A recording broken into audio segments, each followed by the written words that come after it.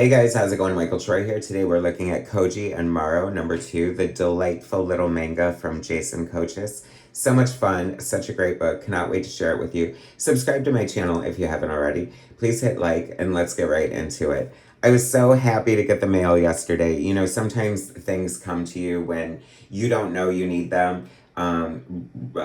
Recently I've been feeling a little unmotivated, a little like not wanting to work on my elementals book, and just feeling like my channel has been kind of slow and growing, and just having a little bit of a pity party for myself.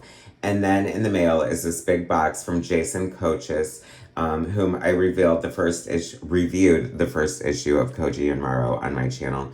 And he sent me his second issue along with this letter, and I have to read it to you. Dear Michael, I wanted to send you a copy of my latest comic, Koji and Maru, number 2. I really appreciate you reviewing the first issue on your channel. I'm really looking forward to your Elementals book.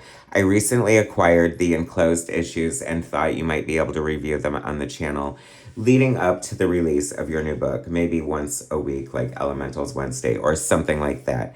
Either way, I'll keep watching if you keep making videos. Thanks again, Jason KOCHIS. And that is the reason why I do this channel. Thank you so much, Jason, for unknowingly pulling me out of a moment of, I'm not going to say darkness, but like maybe dimness. Anyway, so good. In a second, can you believe this fat stack of elementals? And I don't think I have any of these, so Elementals Monday sounds a little bit better aesthetically. I don't know, but anticipate those coming. And thank you so much, Jason, for your thoughtfulness. That is totally amazing, and the world needs more people like you. Anyway, Koji and Maru. So I have been trying to crack the nut on manga for a long time, and I think this might be such a great introduction to it. You see the delightful cover of Koji and Maru, the little boy with his panda companion. Who doesn't love a panda? Oh my gosh. I mean, looks so good. KOCHIS Comics. I just kind of realized, and I don't know if I realized this in my last review or not, Jason KOCHIS and Koji. I wonder if that's intentional or related or whatever. Anyway, it is so fun. It is so straightforward. See, one of my misgivings about manga, and actually when we get to the book, it'll kind of be addressed a little bit, is that I don't know what it is. My brain is so hardwired to read left to right. Like every time I try to read right to left, like it trips me up big time. But I know that's a weak excuse, so I'm going to try to work on it, guys.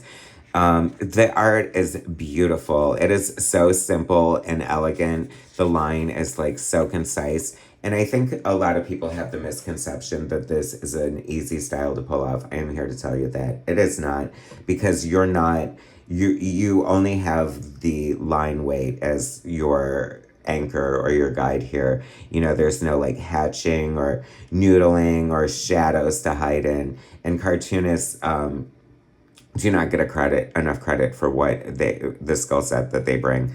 This is just so much fun. I love a good double page spread, if you know my story.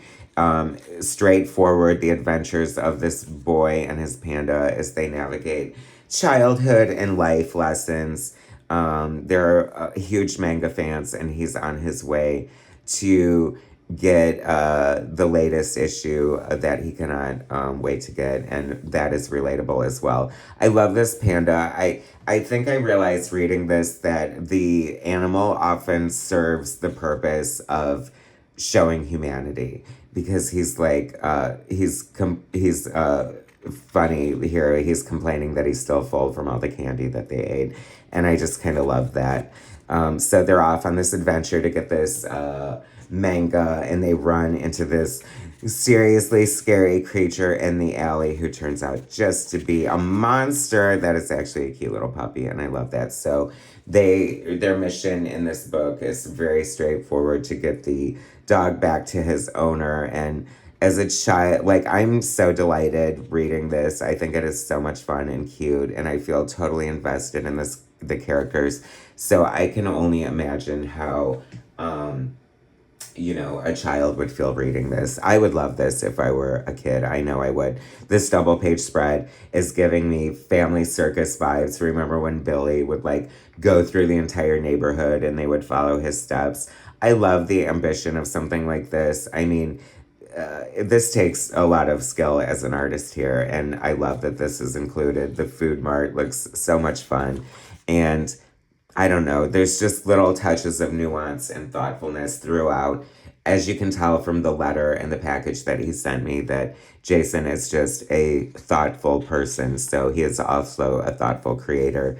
It's so silly to throw this in here, but I watch Leave It to Beaver on a regular basis, and I know it's like knocked for its corniness and like, how out of touch and out of date it is. But I am telling you, there is something about a wholesomeness, earnestness, and wanting to sort of nurture and teach children and present good life lessons. And I think that this is what this comic is all about. And in the end, of course, his parents, spoilers, sorry, his parents surprise him with the comic book that he missed out getting in order to return this dog to his owner. So that also shows that good deeds do get rewarded. And this is so much fun, Jason. I'm so glad you're doing this. A lot of people say comics are for kids. You know what I mean? It's like, of course, I love my adult comic books, but everyone was a kid when they first started reading comics. Make comics for kids. Make all age comics. Make manga easier for idiots like me. So it addresses the fact, hey, wait, stop. This is the end of the comic. If you're reading it the wrong direction. And now I feel bad for like the kids who read manga and like cannot stand American comics. It's like, oh darn, now I'm gonna have to like get through this. But it adds to the level of learning, right? And I feel like that's an important aspect of comics as well.